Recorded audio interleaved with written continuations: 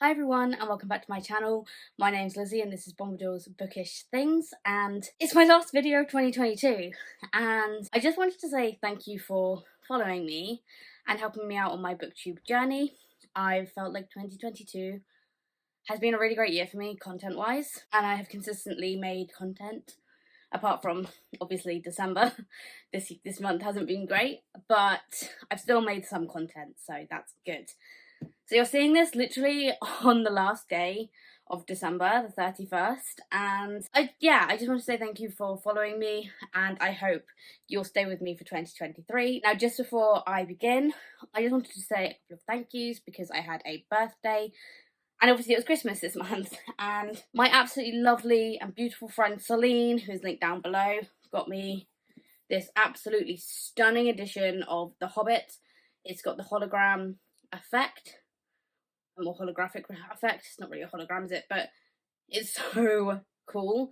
Now, this is a collector's edition, which will be going downstairs on the Lord of the Rings Tolkien shelf. And this is really cool because this doesn't just come with the book. We have an excerpt CD, which is Tolkien reading Lord of the, expert excerpts from The Hobbit, which is so cool. It also comes with the map to Erebor, the Lonely Mountain, which also includes, which I think is one of the coolest things, the moon runes at the back here. And there's this, which is like a history of The Hobbit. It's like a commemorative booklet, and it says on the bottom, it's celebrating the 80th anniversary.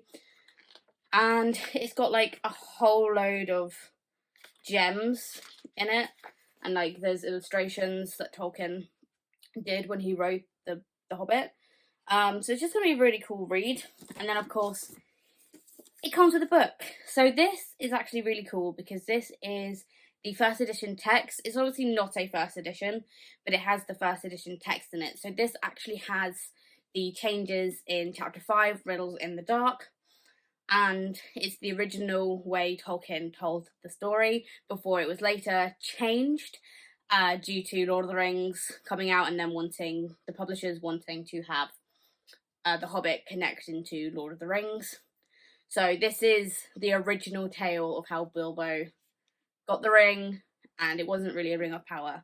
So I'm really excited to read this. This is obviously a stunning edition. Like, I absolutely adore this dust jacket and the book itself. I also did not realise it was green at the top, which is really cool. But this is the under the dust jacket, and it carries on. So you have another little Smaug here, and the Lonely Mountain up here, and Smaug down here. And this is genuinely so beautiful. This is honestly so pretty, and I am so thankful because we also, oh sugar, gotta drop the box. We've got the map here. I believe there's another map. Yes, and then this is a different map on the other end paper. So I'm so grateful to Celine for getting me The Hobbit, this particular edition.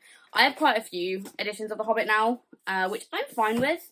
Although it's not my favourite of Tolkien's works, it is definitely deserved of a place on my shelf because this edition is stunning, and this box, again, so pretty. I also wanted to say thank you to an unknown person. There was no note, but when I also went to pick up this copy of The Hobbit, basically I accidentally didn't change my wishlist address, and it was at my old address.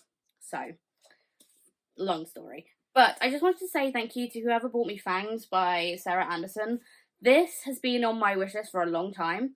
It's obviously the lovely black sprayed edges. I believe this is actually an American copy because there's no, pounds on it. So thank you so much to whoever got me Fangs. This is a little graphic novel about a vampire, and I wanted to read it for literally ages, and I kept on finding German editions and stuff. So thank you to whoever got me this. Let me know who you are down in the comments below so I can thank you personally, but there was no note or anything, so I'm really thankful though because I really wanted to read this and it's so pretty. So actually, let's just get on with the video you've clicked on, shall we? I just really quickly wanted to say thank you. So I have 12 books just out of shot that will self-destruct in 12 months if I don't get to them.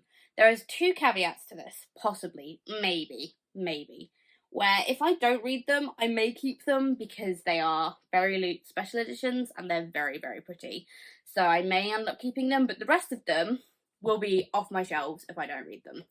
They may even be off my shelves if I give them below 3 stars, to be honest with you. So let's start off, shall we? The first book I've chosen to be on this pile is The Humans by Matt Haig. Now, Matt Haig is an author. There's another Matt Haig book in this pile, but Matt Haig is an author that I've heard a lot about. I think it's hard not to have heard about Matt Haig now in this day and age, but he churns out books as if they're going out of season. So I am a little bit concerned at the quality of the writing, the quality of the characters. However, I've heard that this one is like a fun sci-fi, I believe, about an alien who comes to Earth and he just doesn't understand the human race at all, and they're just trying to figure out basically what the human race is all about. And apparently it's quite heartwarming, so I am interested in reading this. I'm just nervous, so I've put it off for quite a while. I should say that I will be trying to pick one of these books up every single month of 2023. That's why there's 12 of them. Okay, so the next book I have on this list is Artemis Fowl by Ian Colfer, and this one I have heard a lot about. Again, this is a classic middle grade, and it follows Artemis Fowl, a boy who I think he finds out about the he's kind of like a junior detective kind of thing, and he's really clever, and he finds like the fairy world or something. So I don't actually know much about this. I've seen the film and it was okay. I don't think it was like particularly good or a good adaptation though. So I will be putting this onto my self-destruct pile because I haven't picked it up. Simple as. Next up is a book that was a gift, and I don't want to get rid of it, but I need a reason to pick it up, and that is Stephen King's Misery. Like, thank you so much, Autumn, for gifting this to me. I'm not putting this on here lightly, but this is obviously a horror by Stephen King. It's about a lady who's obsessed with this writer, and I think she kidnaps him or something, and it's a blurring the lines of reality type thing. But I am excited to get to this. I've been getting more into Stephen King. Well, I've been more interested in Stephen King in the last couple of years, and I think that's because he's come out with some really interesting stuff, and a lot of my friends have been reading a lot more Stephen King. So I am excited to get to this, and I do think I will like it. I'm just really nervous because King has been a bit hit and miss for me. Like, I loved it, but I hated Pet Sematary. So I'm kind of like, I don't know. Next up is the Gormenghast trilogy by Mervyn Peake. This was a gift from my mother, and the writing gives me a headache straight away. Like, it's so small, but this is apparently classic high fantasy, and my mum was horrified when she found out that I hadn't read Gormenghast. And I'm sure I have read at least the first one before, but I don't remember anything about it. Like, I probably haven't read Gormenghast. Like, I don't think I've ever picked it up. This cover is fucking ugly too, and it's like one of those vintage ones, and it's secondhand, which is fine. Love a secondhand book, but it's fucking huge too. Well, actually, no, it's not that big. I don't know what I'm talking about. Is it under 1,000 pages? Yeah, just 953. So it is a chonker. But I feel like this is the book that gave me this idea. This book was like my oldest book on my TBR. I've had it so long, I just haven't picked it up. So this is going on the self-destruct pile. So those are the paperbacks on there. So that's 4 of them. So let's go on to the hardbacks. I have a fair few more of these. So the first one going on there is Once Upon a Broken Heart by Stephanie Garber. Now this is one of the ones that is the absolutely stunning Fairy Loot edition. Like, I'm not going to get rid of this very quickly. And the reason this is on here is because I recently read I started to read the Caraval trilogy, and I gave Caraval 2 stars, and I am unhauling all 3 of those books. I didn't enjoy it at all, so now I am nervous about picking up Once Upon a Broken Heart, because it's set in the same world. I am nervous about the writing, I am nervous about the characters. So this is going on here, but I'm pretty sure I'm talking to a buddy read of this with Celine and Amanda. So maybe it would be better when I'm reading with friends, because this is an absolutely beautiful book, and I think Caraval is an interesting world. I just didn't care for the plot or the characters, so maybe there's hope. Okay, so next up is The Lamplighters by Emma Stonex. Now this is the Waterstones edition, so you can tell how long ago I got this because this came out obviously when the book was first published. And I was so interested in this when I first picked it up in Waterstones. I was like, oh, it's set on the Cornish coast. I love that. I think it's about like a Scott ghost story or something. There was something about it that really gripped me.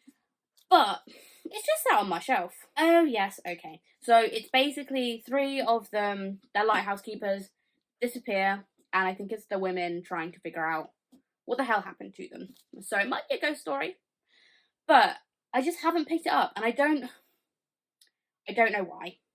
I couldn't tell you why. So this is why Lamplighters is on this self-destruct, because I've owned it for ages. I haven't picked it up, so let's find something that will make me pick it up. Next up is another Fairy Loot book, and that is The Undertaking of Heart and Mercy by Megan Bannon. Now, I wasn't hyped when this came in. I think it was the adult book box, because it's a freaking romance, but it feels like it's like a creepy romance, right? I don't know, but again, very, very, very pretty. I think it's also straight romance, which I don't know. I don't know much about it. I just know that it's a romance. It's very pretty though, so it's on this self-destruct, because if I don't read it, I'm probably not going to. Again though, caveat, it is pretty, so I may end up keeping it for that reason and that reason alone. So, just wanted to let you know. Next up is a non-fiction. A lot of people call it non-fiction. I don't know if I agree, but I'm just going to say that. Is Pandora's Jar by Natalie Haynes.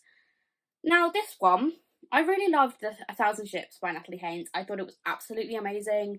I really enjoyed the Greek myth, but I haven't picked this one up. And it's my brain, and it's totally my own fault, but non-fiction puts me off. I can't tell you why. It just does. My head, like, why do I want to read non-fiction? Like, why would I want to do that? So, this one has kind of fell to the wayside, unfortunately. It's really pretty though, and I do intend to read it. It's on this list to kind of kick me up the butt to read it. But I believe it's talking about, like, the women in Greek myth again. I think it's probably going to talk about more women in Greek myth, which is what 1,000 Ships did. 1,000 Ships was amazing. It was about the Trojan horse and the Trojan War and Helen of Troy, all of that jazz. So I'm excited to get to this. I just haven't picked it up for ages. Next up is The Chosen Ones by Veronica Roth. I think I pilfered this off one of my friends' shelves when they were unhauling. But the only reason I haven't read this is because I felt like it was going to be a rip-off of Ninth House, because there's a snake on the cover. Like, I don't even think these are snakes, but I felt that they were. Maybe not. Maybe I'm stupid. Oh, I'm so stupid. I have no idea why I thought that, but again, it's really pretty, but I'm probably going to get rid of this one if I don't read it. But I think it's going to be a high fantasy Chosen Ones type thing, obviously. But that's what I know about it, and I haven't picked it up, so maybe I'm not that interested in it. But it's on this list, so we will see. Next up is Hamnet by Maggie O'Farrell. Now, Maggie O'Farrell is an incredible writer. I know a lot of people love them. But I haven't picked Hamnet up, and I, again, could not tell you why.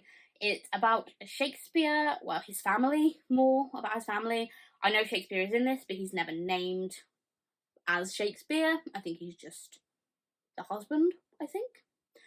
So I really want to read this, but it's historical fiction. Therein lies the problem. I'm not big into historical fiction. I'm not good at reading it. So I am a little bit nervous. So that is again why this is on this list. Next is a book I think, I don't think anyone will be surprised. They might be surprised, but when you see what it is, I think you won't be surprised why it's on this list. The Ballad of Songbirds and Snakes by Suzanne Collins. So again, this is the Waterstones exclusive, so you can tell how long ago I got this book, right? So So this is a President Snow origin story from the Hunger Games. I love the Hunger Games. I think it's great. Does it make me want to pick up this absolute beast of a book that no one asked for? No. Why did I buy it? Don't know. I have no idea. Ask me 2 years ago when this came out. I think it came out in 2020. It might come out in 2021 to be fair. No, 2020. Ask me 2 years ago. Nearly 3 years ago. Why I bought this. Because no fucking clue. No clue at all. But it's on here because maybe I'll read it, and if not, it's big enough that if it goes off my shelves, not my problem anymore. Last book, and it's the Matt Haig book. It's The Midnight Library by Matt Haig. Now, for the same reason as like The Humans, I am nervous about it because it could be awful. It could be really, really bad. It could also be great. So I don't want to like discount it straight away, but I'm nervous. So that is the reason it is on this list. This, I think, follows a woman who gets to see all her decisions play out, like all the what ifs play out, I think, and gives her like meaning. I think it talks about depression, like loads and loads of different important topics are broached in this, but I'm just worried about the quality of the writing, which, let's be honest, if he's churning out books the way Matt Haig is churning out books, then I'm not sure all of them are going to be hits. I have heard great things about this though, and I think out of all of the Matt Haig books, I think The Humans and The Midnight Library are the two that I have the most chance of enjoying.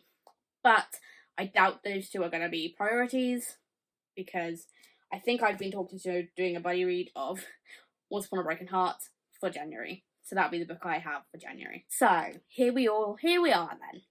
That's it. Those are the 12 books that will self-destruct in 12 months. Let me know your thoughts. Are there any of these books you think I should definitely prioritize, or any books you think don't even try, like just get rid of them, or you think I'm going to DNF? Just let me know any or all thoughts you have down in the comments below. If you can't be bothered, just put a book stack emoji. I love the book stack emoji. Just down in those comments, like and subscribe if you haven't already, and I will see you in the new year. Bye!